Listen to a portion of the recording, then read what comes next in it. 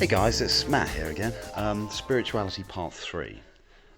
Reason being, I reflected on Part 2 and realised I've left out a whole host of sort of personal spiritual experiences, and I'm calling them spiritual experiences because I have no other word for them. I can call them transcendent. I think these words are mostly interchangeable, as far as I can tell. I mean, this is why I've invited an expert guest on mysticism, a chap called Patrick Harper, and he's kind of provisionally agreed, but it could be some time before he's able to make it. So we're looking at possibly September, and he will have some of the answers on this stuff. He studied religion, mysticism, shamanism, animism. The guy's extremely well read. Carl Jung and all, and the whole thing. The guy's an expert on this stuff, so I really look forward to speaking to him. But in the meantime, I'd like to just sort of relay to the group, those experiences in my life which have led me to believe that there is something that we can call the transcendent, something spiritual. Okay, and so one of those things, one of the areas I'm going to talk about is dreams. Okay, and I mean, we all dream. There's nothing magical or special about someone who can dream. But I have done lucid dreaming, not so much these days, it has to be said. I'm not sure why, but it's not there so much. I have kind of quite passive dreams now. They tend to be sort of quite convoluted. I'm solving problems, I'm rescuing people. Some of them are quite sort of post-apocalyptic. There's one I remember sort of quite vividly. I was drinking in some Northern Irish, beaten up sort of Northern Irish pub, and I think it was something to do with the Troubles as well in Northern Ireland. But there was this kind of nuclear war going off in the background, and everyone was panicking. And Anna turned up in a car and just said, "Get in." And I sort of like, it wasn't quite Dukes of Hazzard. I didn't slide across the bonnet or anything like that, but I bundled into this car quickly. There were about 5 other people in there, and as we were driving off, I could see this mushroom cloud behind me. It just completely destroyed this. And so I sort of get the I don't get lucid or mystical dreams so much these days. And I wonder whether that's because of, I mean, I meditate most days in various sort of times and places and spaces, just when it seems to suit me. And I know that we all seem to talk about different things when we're talking about meditation, but for me it's really, really quite simple. It's just, well, the approach is simple. The experiences and what's going on during the meditation isn't simple, and it's take some time to sort of discuss. But for me, it's literally a case of just sitting in silence or lying down in silence. It's not the same as going to sleep. It sometimes leads to sleep for me, but more often than not, I just close my eyes, find a peaceful room, lie down or sit peacefully, try to relax all of my body. I used to have to go through this process where you kind of focus on each part of the body, until you kind of can't feel it anymore. And that, so you start with your toes and focus on them, and then eventually you can't feel any part of your body. So it's possibly a cheaper way of doing like a flotation tank or something. Although I've been advised that flotation tanks are a really fun thing to do, so I do intend to try that sometime. I think it's like 30 quid an hour or something. Just for anyone who doesn't know what a flotation tank is, it's kind of a form of sensory deprivation. So you get blindfolded and put in like a water tank, no light in there or anything. So it's as close as you can get to a sort of sensory deprivation, sort of brain in the vat kind of scenario. And again, if you haven't if you haven't heard of the brain in the vat scenario, this is a sort of philosophical problem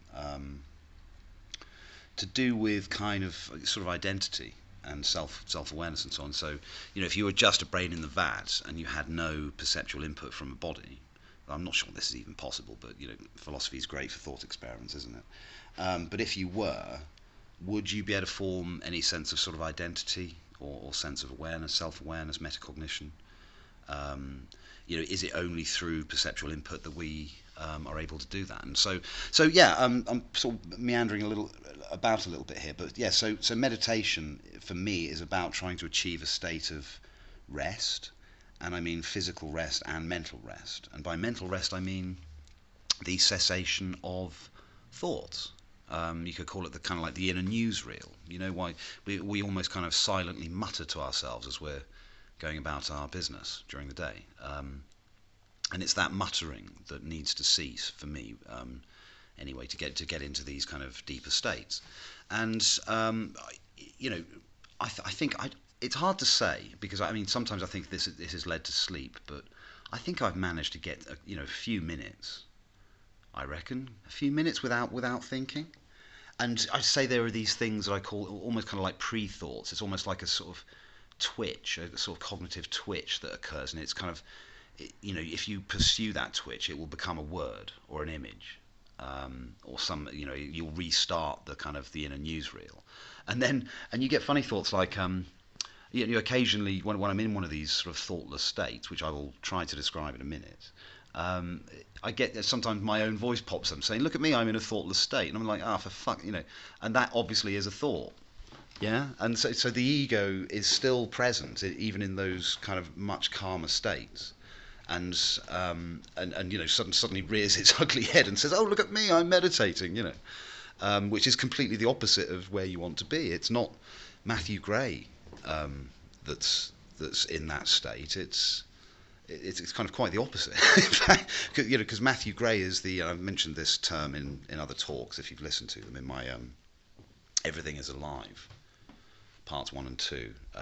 In those talks I use this term twisting off, and I tend to think of human identities as being sort of dissociated from the rest of the cosmos through this kind of twisting off, if you like. And so that's what gives us so if you imagine like these balloon animals, and you get these balloon performers that sort of twist off regions of the balloon and they become detached, and so there's you might have this sort of fine channel between the two areas, but they're mostly disconnected, and that's a good visualization for us. And I think that through meditation and possibly psychedelics, religious experience, breathing exercises, and so on and so forth, there's so many techniques that people use, can untwist you a bit, maybe. And so it's almost like you're untwisting that region of the balloon animal and allowing a little bit of air between the two areas. And so, Kastrup uses the language of dissociation. He says that agents such as ourselves are dissociated off from the main body of mind at large. I quite like that image. I mean, it's this. When none of us are saying that this is all technically absolutely, the model. But it's a good pointer, I think. So meditation, dreaming. Let's go back to dreaming. So when I was younger, I used to get sort of strange repetitive dreams, and I used to have lucid dreams. There was one particular lucid dream, which is also a kind of recurring lucid dream, which is an interesting combo. And there's this house. I mean, it's all very, very cliched. Yeah, I mean, it's just. I suspect there are many, many people who've had these sorts of experiences, but I used to have this house on a hill, yeah, and it was huge, and there were just almost like an infinite number of rooms, and you go into a room, there'd be another couple of doors. You go through those doors, there'd be another, and there was a great book I read once called The High House. It's a fantasy novel. I wish I could remember the name of the author. It'll come to me. I'll put it in the notes. That was a similar kind of thing, and there were you'd go into a corridor and there'd be trees in it, right, and then you'd emerge into a great hall and it would be a jungle. And then you'd trek through the jungle and enter a study, and then in the study there would be snakes, and it was kind of like nature mixed with this kind of endless sort of mansion. But my particular one, it was full. You could find the occasional room that was empty, and that was just strange as well, which I get to. But the place was largely just full of everybody that I'd ever met. My family, my friends, kids from school, people from holidays from years before, just literally every person that I'd ever encountered on planet Earth would be there, but not only that, there would be these other people who I'd not met before, right? And these were the ones that I'd seek out. I mean, this is kind of quite typical of me. In the past, I've been to sort of music festivals with friends, and I disappear on sort of day one, and 3 days later they find me living with a bunch of Americans or something. So even in my dreams, I'm trying to avoid my friends and family, and I seek out these strange looking folk that I don't know. And on closer inspection, I realised that these people are made up of the faces or bits, components of the faces and bodies of other people. So they might have my mum's eyes, It might have my friend Paul's lips, or someone's ears, and I would notice this, and I would challenge them, and it would be things like this that would sort of awaken my well, yeah, metacognition. So I would realise that, hang on a minute, this isn't right.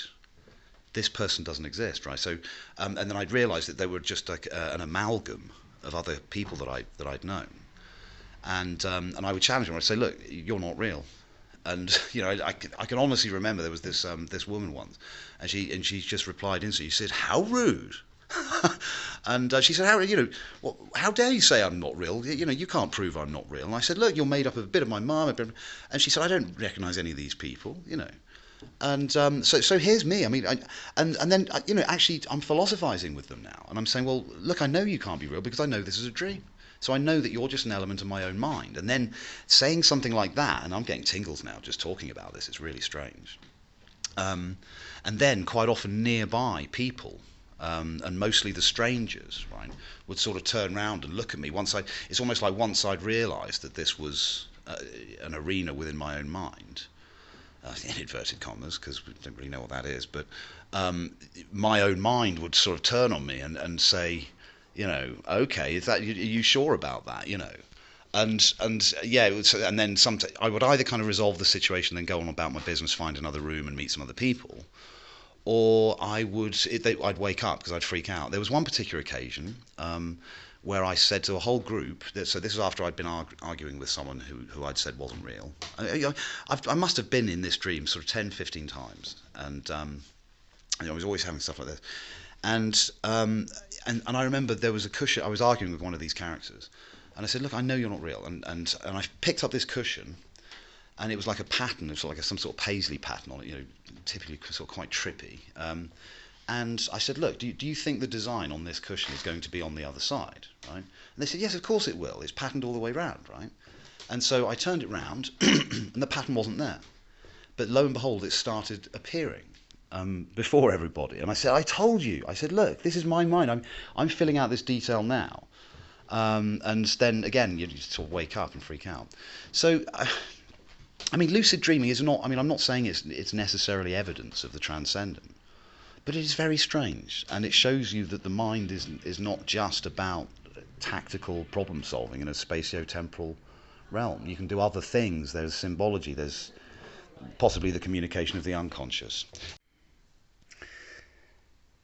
So, yeah, I also I had a few other lucid dreams as well. There were a couple that involved my grandfather after he died. There was one in particular that was really, really strange.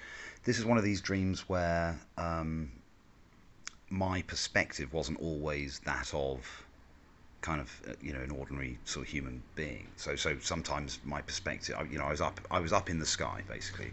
My body wasn't there. It was just my perspective. And I almost used to sort of describe those dreams as almost like a bit like a film. It's like the cameraman. I'm the cameraman, and I can just sort of go where I want.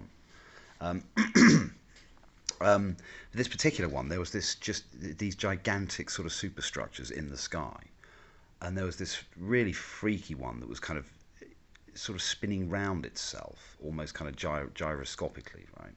But there were kind of two main chunks to it, two sort of arms, and there was just like quite a simple connection between the two, and they were just sort of spinning around. But it was a really long time, and it was making this massive noise to do it, sort of creaking noises, I remembered.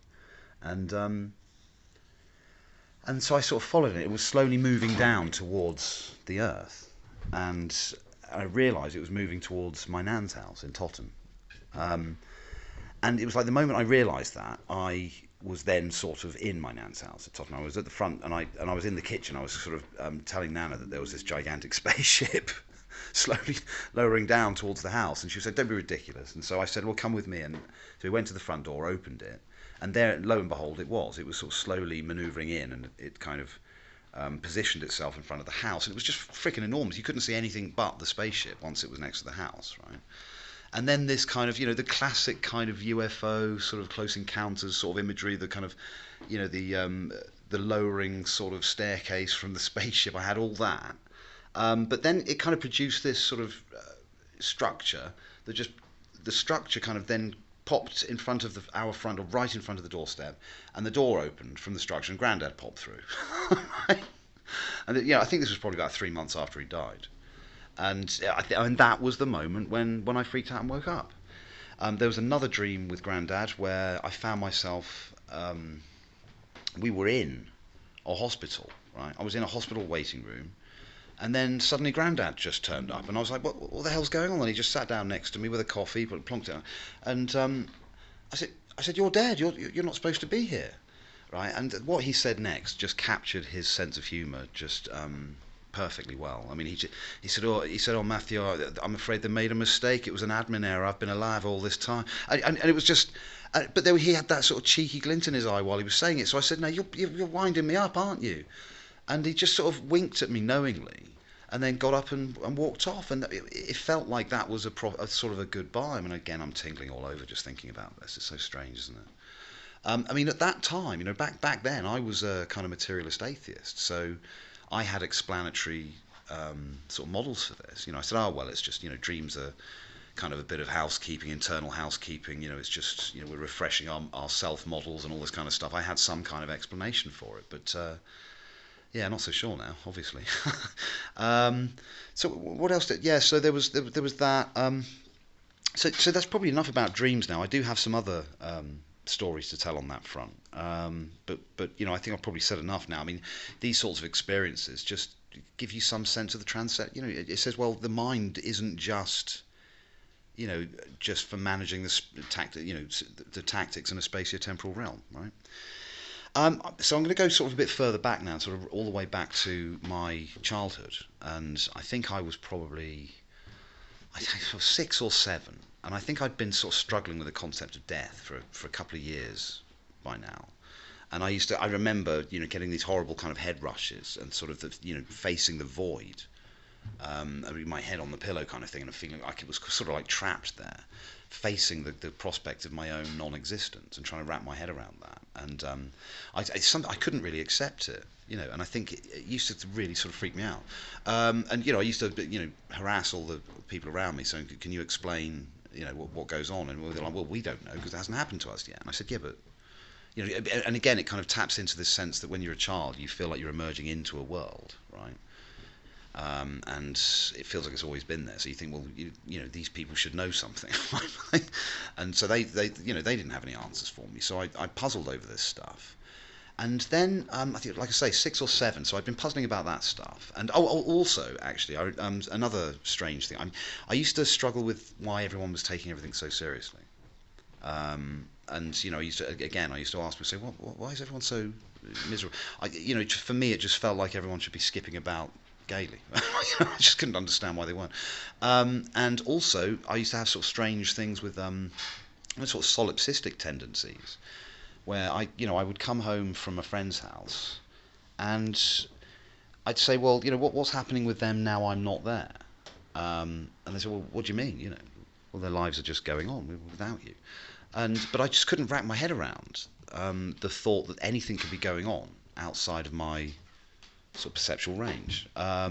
So I had it in my mind, for example, that once I'd left Lloyd's house, he would be there with his family, just sort of almost held in stasis, and so they'd say, well, that's ridiculous, and it's almost like that kind of persistence thing, isn't it? Sort of like when you play with kids and you sort of show BPO, or the training. Well, I can't remember what it's called. It's object permanence, isn't it? So you see an object moving behind a tray or something, for example, and you know that it's still there even though you can't see it. And actually, if it's going at a particular pace, you expect it to emerge at a certain time, as it passes the tray, right?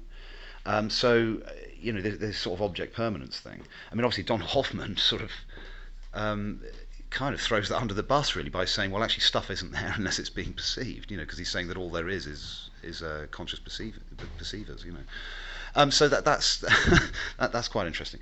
So I had that kind of object permanence issue. I just couldn't understand that there was a world going on beyond my experience, and so maybe here's a kind of a wacky piece of speculation. Maybe in some sense I remembered not being dissociated, and obviously if you're not dissociated, then you are kind of at one with everything, right? Perhaps accept those things that are dissociated. Perhaps I don't know. That's an interesting question. But look, so these things pointed towards some realm of experience that was not the ordinary spatiotemporal realm, and as did earlier experiences in my childhood, which I'm going to explain now. So yeah, so when I was 6 or 7, like I said, I'd been having these kind of strange feelings about death. I mean, Christ, they had to tell me that Father Christmas didn't exist. When I was 5, because I thought, well, I don't want some strange guy coming into my bedroom with a beard and ho ho hey. I just didn't. So I used to wait outside my bedroom, just behind my bedroom door with a tennis racket. So they literally had to explain to me that he wasn't real. And they said, you've got to promise that you won't tell people at school. So of course I think I told a few kids and got told off for it. But yeah, I kept stum after that. But so yeah, 6 or 7, I started getting these weird trance-like states. I think the first one, I remember I was sent upstairs to retrieve something that I'd probably forgotten. I was called the absent-minded professor when I was a kid. And I remember sort of going upstairs, forgetting, again, I get this now, but I mean, I've been sort of slightly witless even ever since childhood, really. And I remember sitting down on the bed thinking I can't remember what I was supposed to get. And feeling kind of, I think I was a bit sort of annoyed with myself. I used to get quite upset about the fact that I forgot things. People would rib me for it and take the mick, but actually I didn't like it. And so I think there was a little bit of upset, and then I remember going into myself somehow, kind of, but well, it was like withdrawing for like a second. It felt like withdrawing, and then it felt like opening, and it was like going into this kind of chamber, right? And all I can remember, the only way I can describe this, is that there were these shifting pastel sort of clouds, vaporous sort of silky smooth sort of clouds, and I didn't have, it felt like I didn't have a single perspective. It felt like I was kind of everywhere. I was the thing that I was in. I wasn't in it, I was it, kind of thing. So there was no sense of separation, there was no voice, there was no logic, no dissociation, and I would be in that state, and it was just absolute freaking utter bliss. And it was and it wasn't, I want to be clear, I didn't have some sort of traumatic childhood. I was very loved. I had loads of fun people in my life. Had a good time when I was a kid. So it's not like I was trying to escape, or it wasn't some traumatic. Well, I don't think it was. Anyway, maybe through sort of a deep hypnosis or something, I'd hear a different story. But for whatever reason, I'd gone into this state, and but then it wouldn't end like that, and it always ended the same way, which was, for some reason, out of nowhere, these kind of black shapes, right, objects, and just myriad forms. Bicycles, ladders, TVs, washing, just anything you could possibly imagine. Right, it's kind of a bit like the mad house on the hill with every one I could imagine. This was just everything I could imagine, but it was black against this kind of vaporous, smooth pastel backdrop. Okay, and then it would keep on increasing. Now the weird thing about this is that I think I was putting those objects there, but I couldn't stop myself doing it, and I think that's what got me into a kind of sense of a panic. And it was like, and like I say, because I was everywhere in this space. I was those things as well. I was, and eventually it would just become this kind of mega structure of black complexity, and I could barely make out any of the vaporous clouds anymore, and I would kind of snap out of it. I mean, I wouldn't say panic. It wasn't horrific panic. It was just whoa, and then come out of it again. And it would probably only be a few minutes, and that happened to me sort of 4 or 5 times, I reckon, over the space of a couple of years. And I found towards the end that I can actually bring it on when I wanted to. And so, I remember some strange conversations where there was a phase I went through where I was going to bed early on my own without being told, and I wasn't nagging and saying, I want to stay up and watch frickin' Kenny Everett and all that nonsense. And, it's like, can I go to bed now? Well, what's going on? And I think one time I said, yeah, I'm going to my special place or something, So there's that.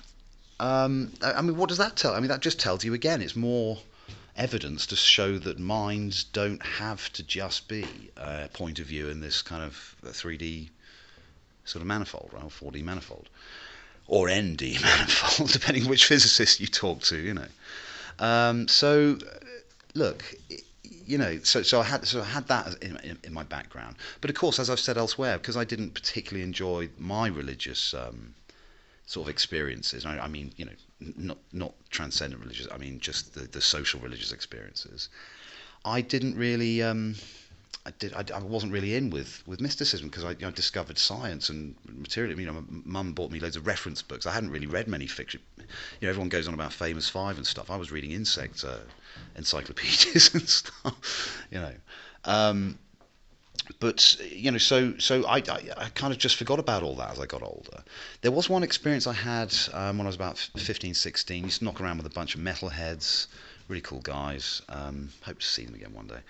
But for some reason, we thought it would be fun and cool to go to this kind of evangelical Christian church, right? I mean, my girlfriend's mum is a Christian. She was a born again, and so she'd take us. But there were these other metalheads there as well, and I was like, "Why are you here?" And we're like, "I don't know, really. It just seems fun." And I was like, "Yeah, same here." And so we'd sort of sit at the back and listen to all this, these sermons and so on. And there was this one occasion, I think it was called the Prayer of Salvation or something, right? And it was, and they were saying, if you're not with Jesus, you won't be saved, and all this kind of stuff. It was quite persuasive, it was compelling, and there was music and people collapsing, and there were, I think, one or two speaking in tongues. And they said, if you wish to be saved, raise your right hand. And I felt my right hand raising. I was like, what the? And then the moment they clocked me, they're like, come to the front, and there were people sort of left and right of me, sort of with their collapsing when this guy touched their heads and stuff, and he touched my head and I didn't collapse. And I was like, oh, what happens now? I've done the arm thing, but I haven't collapsed. So am I a half Christian now? But anyway, so me and all these other guys were then sort of herded through into this sort of back room and given these leaflets. I think they asked for our names and phone numbers or addresses or something. So, well, you're with us now, And that, guess what? That was the last time I went. So, I mean, I came away from that thinking, well, okay, I've had some kind of mad experience here, but I'm going to say that's mass hysteria. And even if it was transcendent, it still doesn't necessarily mean I have to accept the scriptures that these guys are pushing. Yeah, just because I've had a spiritual experience, it doesn't mean it's got anything to do with their. They've allowed me to get into one of these kind of trance-like states. Thank you very much, but doesn't mean I believe in your God. I mean, I probably do, but just not with all the detail that they insist that surrounds that. Right. So anyway, I'm gonna leave this here because there's some DIY sounds emanating from a nearby room, which I'm not skilled enough to make sounds, so I better stop. Speak soon. Bye.